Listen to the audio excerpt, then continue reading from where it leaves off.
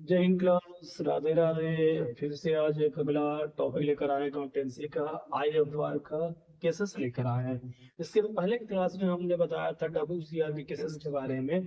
तो आज के क्लास में हम लोग जानेंगे आईएफआर यानी इन्वेस्टमेंट फ्लक्चुएशन रिजर्व के केसेस के बारे में जानेंगे, जो बहुत ही इंपॉर्टेंट केसेस है हमारे चैप्टर सेकेंड में, थर्ड में, फोर्थ में, फिफ्थ में, सब में इस सब का यूज है। तो बहुत ही इंपॉर्टेंट है, चाहे वो चलिए बीएसआर का केस हो, चाहे एडमिशन का केस हो, चाहे रिटायरमेंट का हो, चाहे डेथ का हो, चाहे डिसोल्यूशन का, सब में इंपॉर्टेंट है। तो आज हम समझेंगे ये आईएफआर के केसेस। ये थोड़ा सा डिफिकल्ट हो जाता है डब्ल्यूसीआर से, क्योंकि यहाँ पे इन्वेस्टमेंट की बात आ जाती है।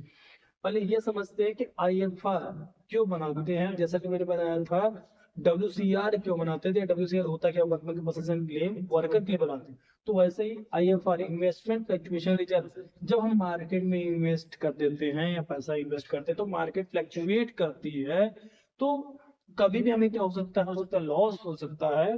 प्रॉफिट होगा तो कोई दिक्कत नहीं, लॉस होगा तो उस लॉस से बचने के लिए हमें आईएफआर क्रिएट करते हैं, इन्वेस्टमेंट फ्लक्चुएशन रिजर्व। ठीक है क्लास। तो अब हमने समझा क्यों क्रिएट करते हैं। अब ये हम एक ने एग्जांपल लिए, एग्जांपल समझेंगे सारे केसेस के बारे में कि क्या क्या बनते हैं। तो आईएफआर हमने लिया है 30,000 दिया हुआ है, investment fluctuation reserve liability side में, बैलेंस शीट की